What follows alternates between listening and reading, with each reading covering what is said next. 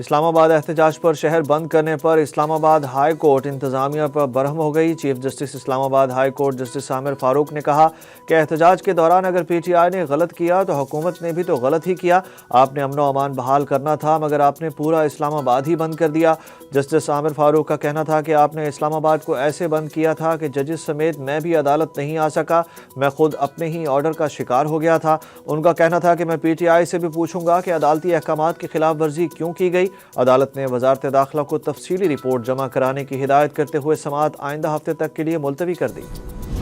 مظاہرین کو دارالحکومت میں کھلی چھٹی دینے کے متحمل نہیں ہو سکتے تھے۔ مظاہرین کے ریڈ زون میں داخل ہونے کے باوجود تحمل کا مظاہرہ کیا۔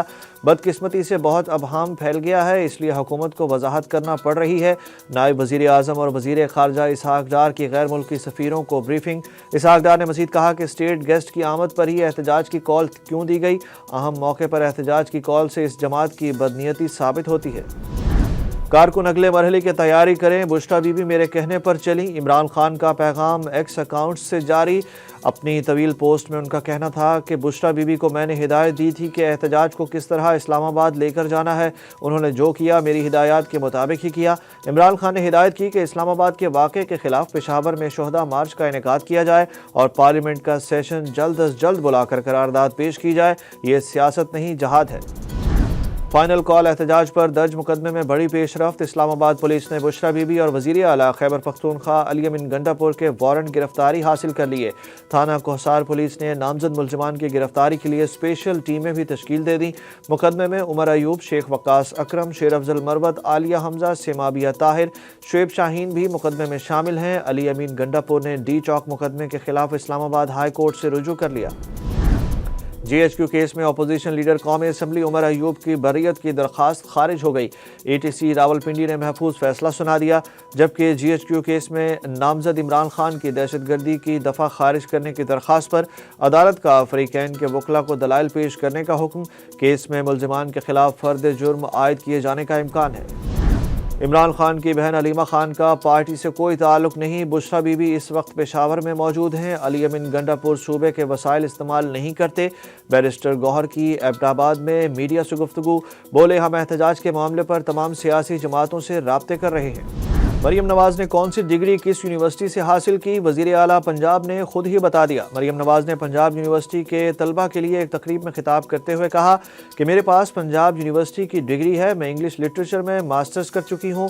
مریم نواز نے ایک بار پھر پی ٹی آئی کو آڑے ہاتھوں لیتے ہوئے کہا کہ طلبہ یونیورسٹیز میں اچھے لگتے ہیں، ڈی چوک پر نہیں، اس لیے طلبہ کے ہاتھ پتھر یا ڈنڈے نہیں دیکھنا چاہتی۔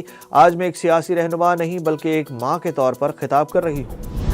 پی ٹی آئی رہنماؤں کو عمران خان سے ملاقات نہ کرانے کا شکوہ، شبلی فراز نے بیرسٹر سیف کے ہمراہ میڈیا سے گفتگو میں کہا کہ عمران خان کے ساتھ ملاقاتیں بند ہیں، صرف چند وکلاء جن کا سیاست سے تعلق نہیں وہی ان سے ملتے ہیں، مستقبل میں کس سمت جانا ہے اس کا فیصلہ بھی عمران خان کریں گے۔ بیرسٹر سیف نے کہا کہ بانی پی ٹی آئی کا واضح بیان ہے کہ احتجاج جاری ہے، بانی پی ٹی آئی اگر اجازت دیں تو مذاکرات کریں گے، ہم مذاکرات پر یقین رکھتے ہیں لیکن ابھی کوئی مذاکرات نہیں ہو رہے۔ ہلاکتوں کو چھپایا جا رہا ہے، پی ٹی آئی کوئی تحقیقاتی ادارہ نہیں ہے جو تحقیقات کرے۔ سابق صدر عارف الوی کی سندھ ہائی کورٹ کے باہر میڈیا سے گفتگو، بولے مقدمات نہ جانے کہاں کہاں درج کیے گئے ہیں جن کا مجھے نام بھی معلوم نہیں، سب جانتے ہیں جھوٹی ایف آئی آرز ہیں، تحقیقات کرنا تو سرکار کا کام ہے، پی ٹی آئی کو سرکار دے دیں، تحقیقات کر کے دے دے گی۔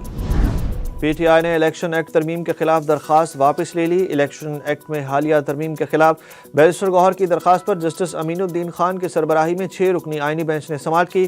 بیرسٹر گوہر کے وکیل سلمان اکرم راجہ نے درخواست واپس لینے کی استدعا کرتے ہوئے عدالت کو بتایا کہ درخواست پر رجسٹرار آفس کے اعتراضات ہیں، ہم یہ اعتراضات دور کر کے دوبارہ درخواست دائر کریں گے۔ کنٹینر سے گرایا جانے والا پی ٹی آئی کارکن پہلی بار منظر عام پر آ گیا۔ وزیر اعلیٰ خیبر پختونخوا علی امین گنڈا پور نے متاثرہ کارکن سے ملاقات کی۔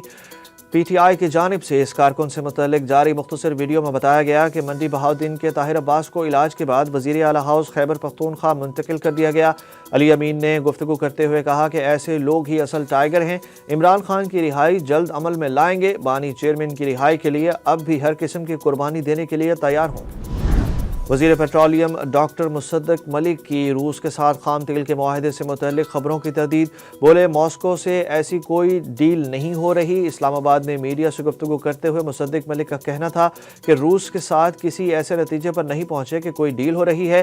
روس سے خام تیل کا کوئی کارگو نہیں خرید رہے، ایسا فریم ورک بنا رہے ہیں کہ صارف کو سستا تیل ملے۔ دوسری جانب روس اور پاکستان کے درمیان 8 مختلف تجارتی اور معاشی معاہدوں پر دستخط ہو گئے۔